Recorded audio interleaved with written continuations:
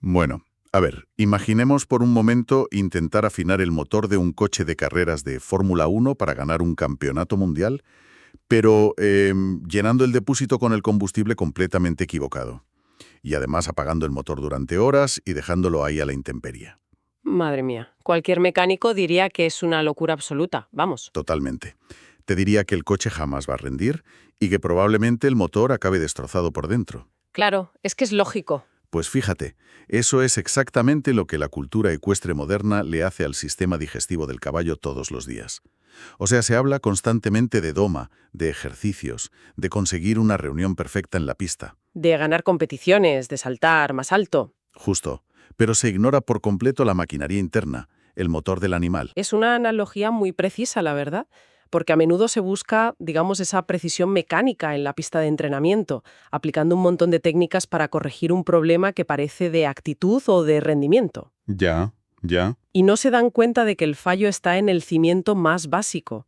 O sea, si se le exige un esfuerzo atlético enorme a un animal cuyo sistema digestivo está colapsando en silencio, pues el fracaso está garantizado, 100%. Y por eso, la misión de esta inmersión detallada de hoy es ir a la base absoluta. Vamos a analizar a fondo la alimentación y el manejo.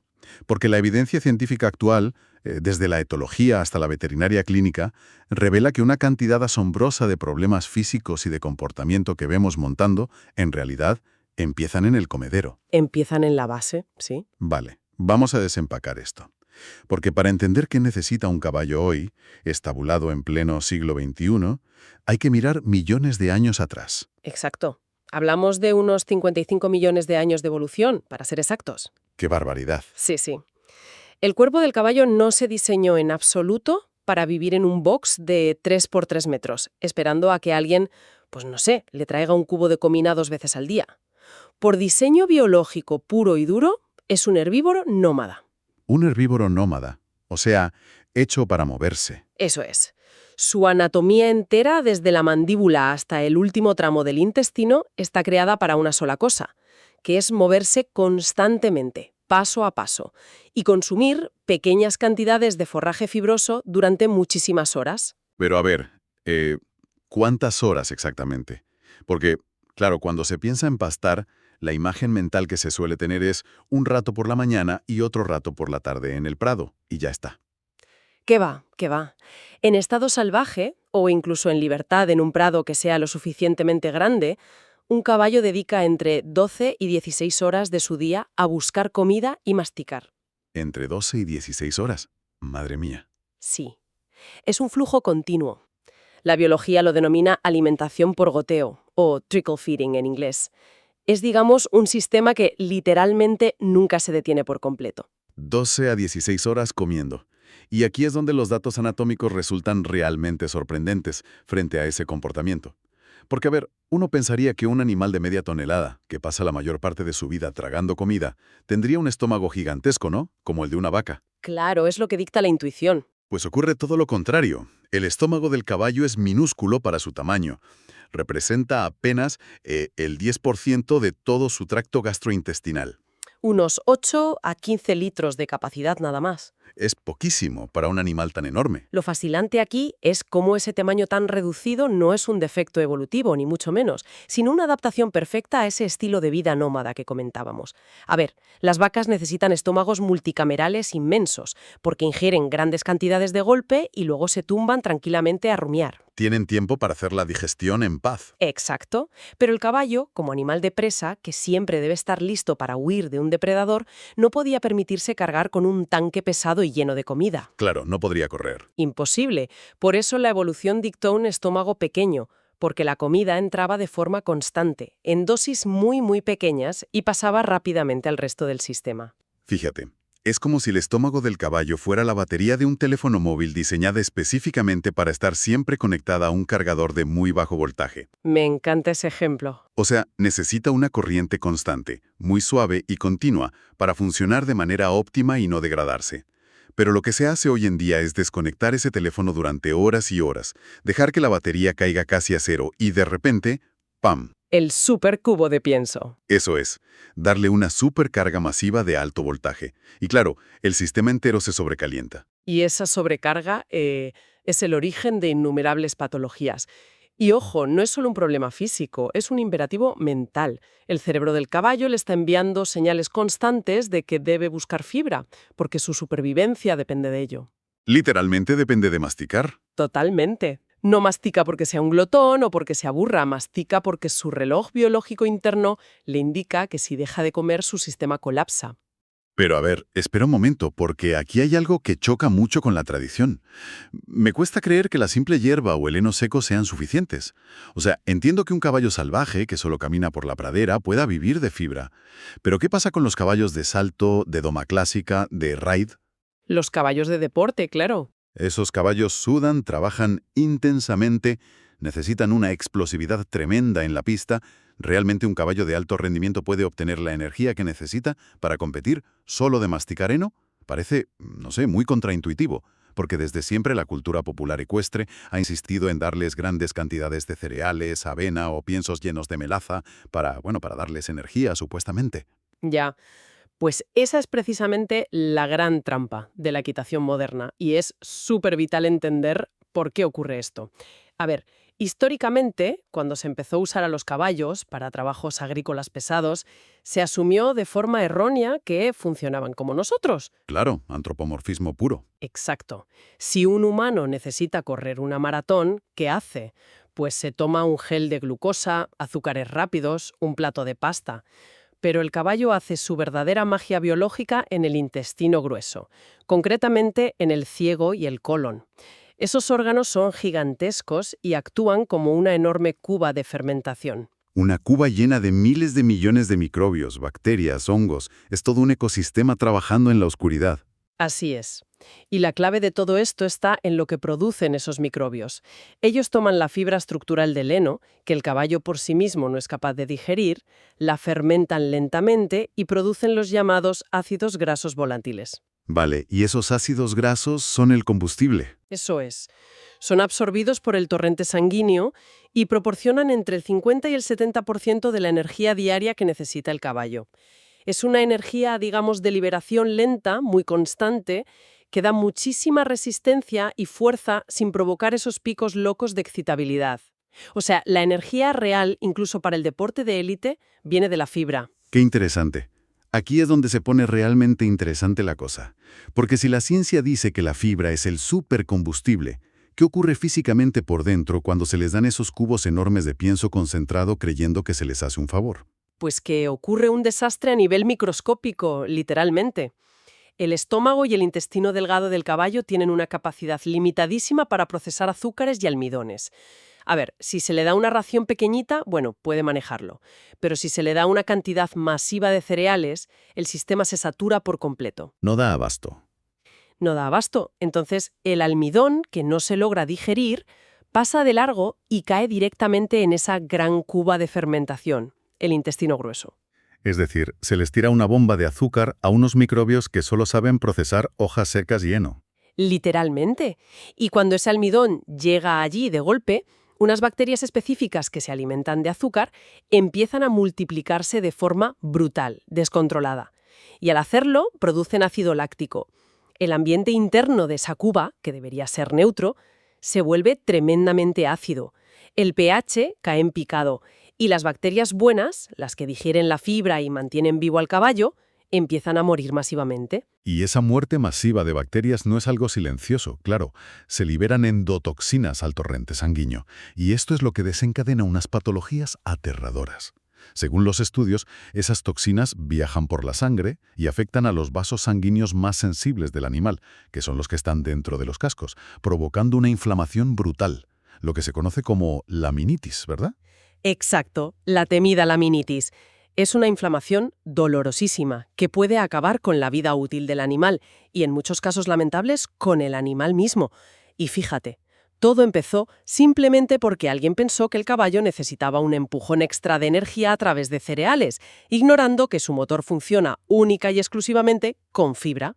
¡Qué locura! Un intestino sano y equilibrado, lleno de fibra, no solo previene estas enfermedades mortales, sino que es la base absoluta de un caballo tranquilo, dispuesto a trabajar y sin esos picos de estrés incontrolables en la pista. Entonces, a nivel práctico, la regla de oro, o sea, el mínimo absoluto para que ese sistema no colapse, es proporcionarles forraje equivalente al 1,5% de su peso corporal al día. Como mínimo, sí. Y eso es solo el mínimo para sobrevivir.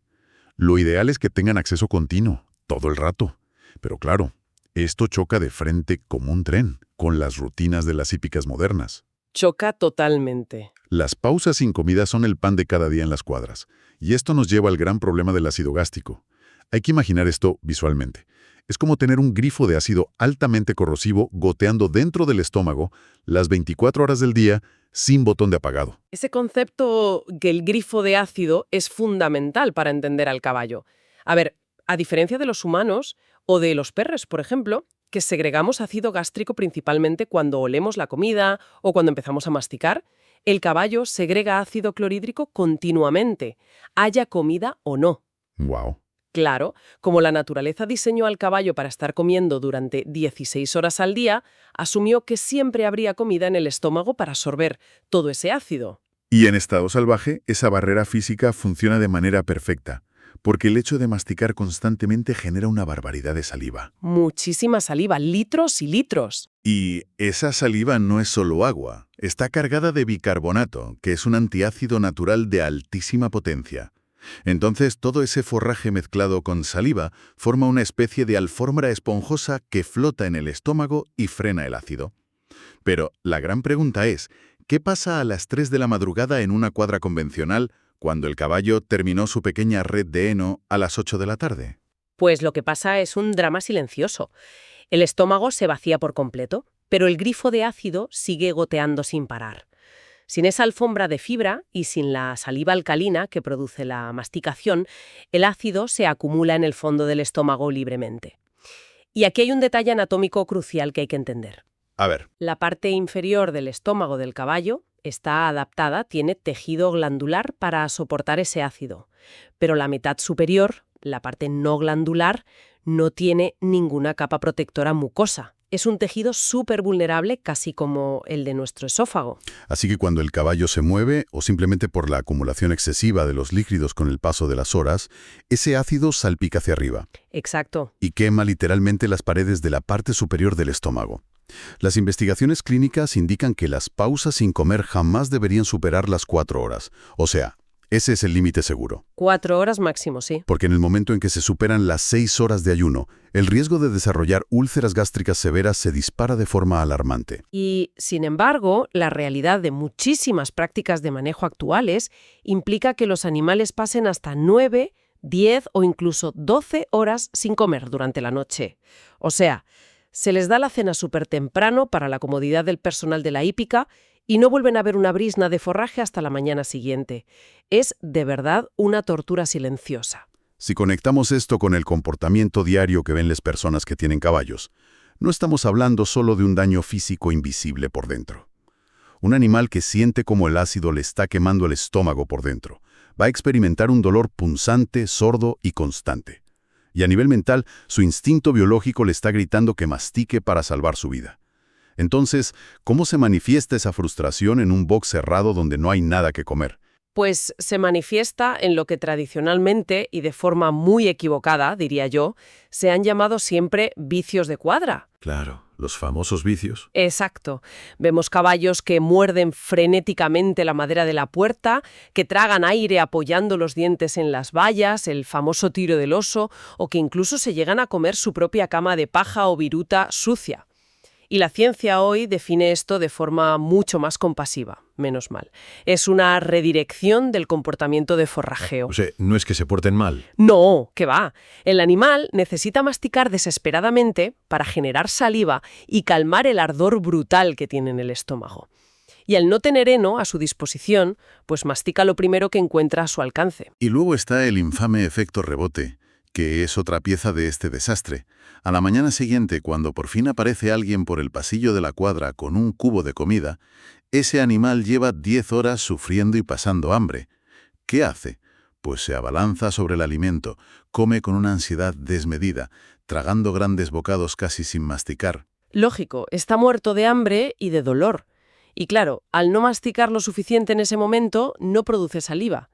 Ese bulto de comida súper seca, sin lubricar adecuadamente, viaja por el esófago y cae de golpe en un sistema digestivo que ya está estresadísimo. Y esto aumenta brutalmente el riesgo de sufrir una impactación, un atasco físico en los intestinos. Que es una de las causas más comunes de los temidos cólicos. Eso es. Todo, absolutamente todo, desde la úlcera sangrante hasta el cólico letal, es una reacción en cadena iniciada por algo tan simple como la falta de acceso continuo a la fibra. Con todo este panorama sobre la mesa, resulta muy sencillo identificar cuáles son las grandes luces rojas en el manejo moderno, ¿no? Especialmente en el mundo del deporte o del caballo estabulado en la ciudad. Hay una desconexión monumental entre lo que exige la biología de la especie y lo que impone la conveniencia humana. Sí, la comodidad de los horarios humanos. Claro. Entonces, la primera luz roja evidentísima es dar demasiado pienso, intentando compensar carencias de manejo con auténticas bombas calóricas.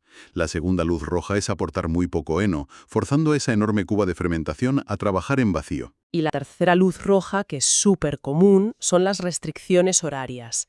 El imponer comidas en horarios discretos, dejando al animal con el estómago completamente vacío durante largas franjas del día o de la noche.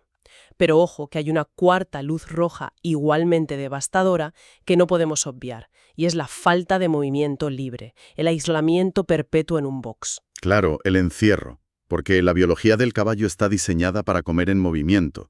En la naturaleza dan un paso, arrancan un bocado de hierba, dan otro paso, mastican, avanzan, y ese movimiento físico no es solo ejercicio muscular para las patas, ¿verdad? Tiene otra función. Tiene una función vital, es un masaje mecánico imprescindible para las vísceras. El paso lento y continuo del caballo ayuda a impulsar la pesada masa de fibra a través de todos los complicados pliegues y curvas de su intestino grueso. O sea, les ayuda a hacer la digestión. Totalmente. Cuando encerramos a un animal de 500 kilos en un espacio de 3 por 3 metros 23 horas al día, su motilidad intestinal se ralentiza de forma peligrosa. El gas se acumula, la digestión se estanca. Así que, al observar esta lista de errores modernos, o sea, demasiado cereal, poco heno, ayunos largos y confinamiento extremo, debemos llegar a una conclusión muy profunda. Una conclusión que cambia la perspectiva por completo. Que los problemas de agresividad, los cólicos recurrentes, la tensión en el dorso cuando se les pone la montura, las reacciones explosivas o asustadizas en la pista, no son fallos del caballo. ¿No son culpa suya? No estamos ante animales difíciles o con mala actitud. Simplemente estamos presenciando la reacción biológica de un organismo que está siendo sometido a un entorno que va totalmente en contra de 55 millones de años de diseño evolutivo. Es un choque frontal brutal entre la biología pura y la tradición ecuestre. Por eso, el enfoque necesario y el que realmente funciona a largo plazo para tener caballos sanos requiere un cambio de paradigma radical en quien maneja al animal. Y aquí es exactamente donde la filosofía de comprende tu caballo entra a cambiar las reglas del juego.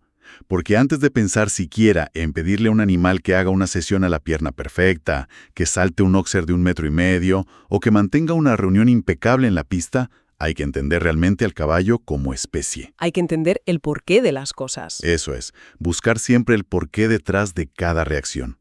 Si un caballo se niega a avanzar o se bota, ¿es terquedad o es que los músculos del abdomen se están contrayendo para proteger un estómago que está lleno de úlceras ardientes? Hay que construir sobre la base, siempre. Ningún entrenamiento físico, por sofisticado que sea el jinete o el método, puede sostenerse sobre un cimiento digestivo y mental que está enfermo. Satisfacer el instinto básico de forrajero constante no es un capricho de los que defienden el bienestar animal, es el pilar de la salud y del rendimiento deportivo. Y hay una idea, una cita fundamental dentro de este enfoque que lo resume a la perfección, y dice así: cuando mejoramos la alimentación y la forma de vivir del caballo, muchas veces ya hemos resuelto más de la mitad de los problemas. Es que es así. Es fascinante ver cómo comportamientos que parecían requerir meses de corrección en la pista o el uso de equipo coercitivo, de repente simplemente desaparecen cuando el animal deja de tener dolor continua y recibe la cantidad de fibra adecuada. Literalmente la alimentación y el manejo adecuado son la medicina preventiva y la herramienta de doma más poderosas que existen en el mundo ecuestre. Respetar los tiempos de masticación, mantener el intestino grueso nutrido con fibra constante y garantizar el movimiento libre no son lujos que les damos porque somos buenos, son requisitos biológicos innegociables. casi siempre se resuelven volviendo a la biología más simple. Hoy hemos hecho una inmersión detallada en el cimiento absoluto del mundo ecuestre. Hemos explorado por qué ese pequeño estómago es una auténtica bomba de relojería si se deja vacío, y cómo la fibra es el auténtico motor, la energía limpia que sostiene a estos impresionantes animales.